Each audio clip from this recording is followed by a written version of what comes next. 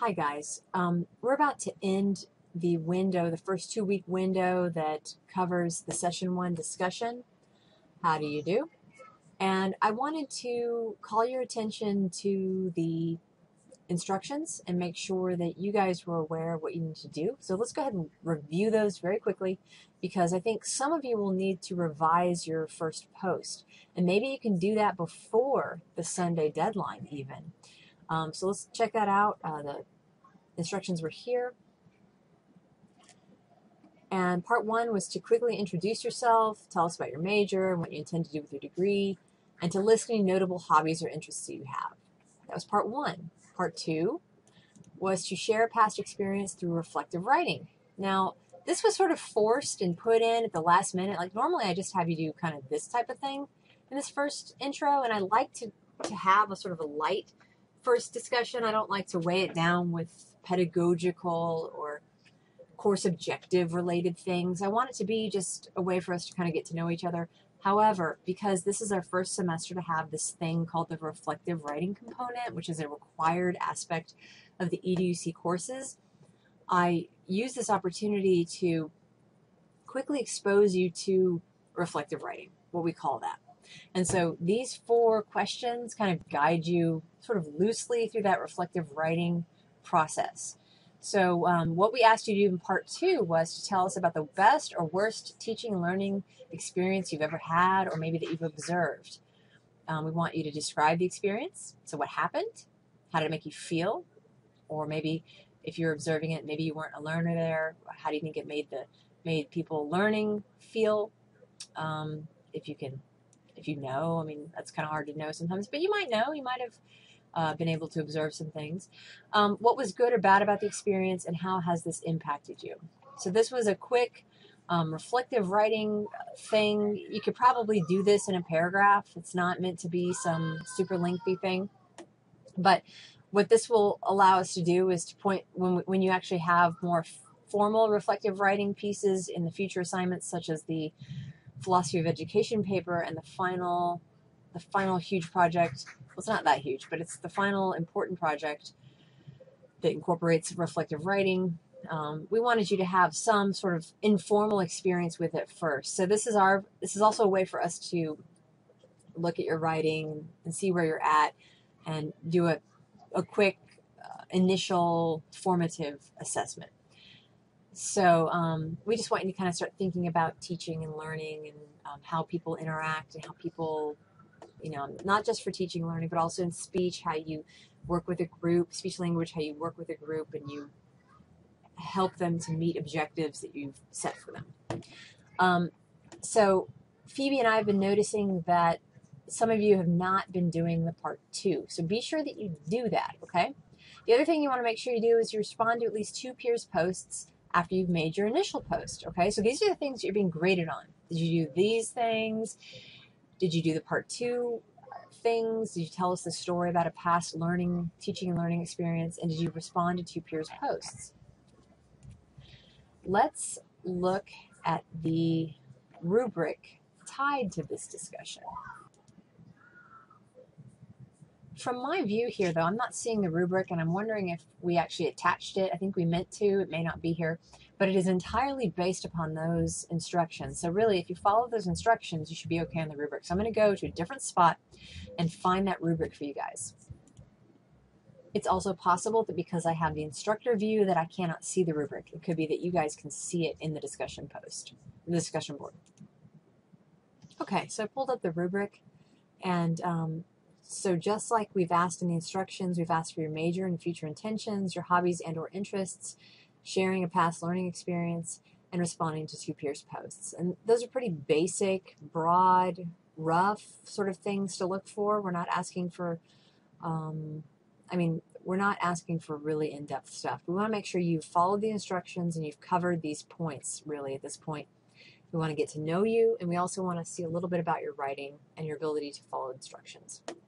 So this is the rubric we'll be grading you on, and Phoebe has gone ahead and started grading folks who have completed this satisfactorily. That is, folks that earn the full points, and then those of you that hadn't finished fulfilling these, she didn't grade yours. So on Monday and Tuesday, I will be grading the remainder of the posts, and I just want to call your attention to the fact that a lot of you might not have fully responded. So just make sure that you respond, that you address your major and your future intentions, your hobbies and or interests. It could be you just have one, and then sharing a past learning experience along those 4 questions that we asked. And then be sure that you've responded to 2 peers' posts. It'll help us out if you just get that done beforehand, rather than us grading it and you wondering why. So please go check your submissions and see if there's any revision you can make. Now let's go look in the discussion board. I've only made 1 post so far. Phoebe's been awesome at responding to everybody so far. But I will go in and edit one of my discussion posts to show you how you do it. You can go back into the discussion board, and then I'm going to click this, but I'm going to go ahead and turn you off while I get to my post. So go back in there and find your post, and then you can actually hit, I think it's edit. We'll see in just a second. You can actually revise the posts you've already made and sort of add to them if you want. You can edit them, okay? Okay, so once you find your post inside of there, you can open it up, and you can actually click Edit Post, and you can add to it. So that's what I'm urging you to do. Once you're done, you can hit Save, and then I will see this little pencil icon that just says Edited, and that's not a big deal. That's totally fine. Just be sure that you've put in there everything that you need in order to have fulfilled the expectations of that post. The other thing I want to point out is that I have my discussion boards. I can't really show you without showing, well, let's see. Maybe I can do it this way. Okay, maybe this works. You can actually, this is the view that I like to have for my discussion board.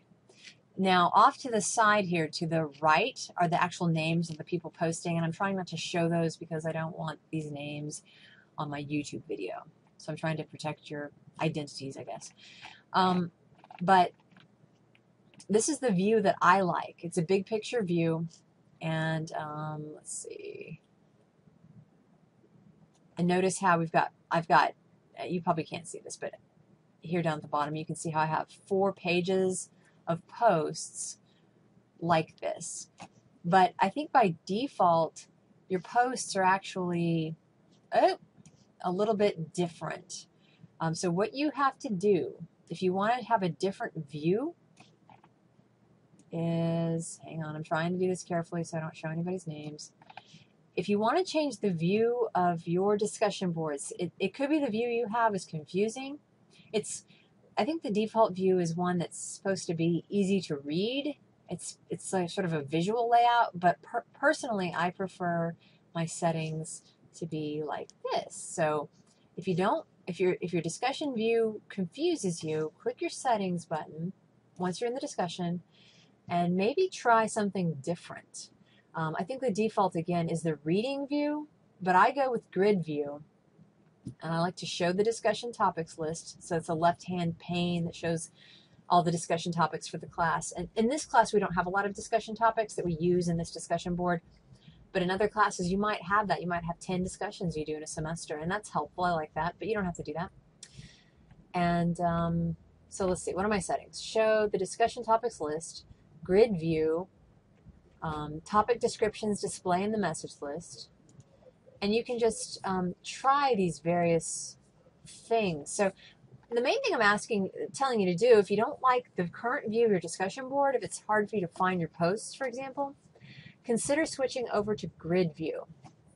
And again, the way you do that is through the settings. I'm pushing it down so you don't see everything. Let's see here. I'm going back into the discussion board. Actually, you may not even have to go in the discussion board. And then I'm in the board now, and you can hit settings up here in the upper right to get to those settings. So you might try a different setting view, and that may allow you to see your posts better. They're on 4 screens currently. We have 4 screens worth of initial posts that you guys have made, and you can click through those 4 screens and pretty easily find your post that way. All right. Let me know if you guys have any questions. Thanks.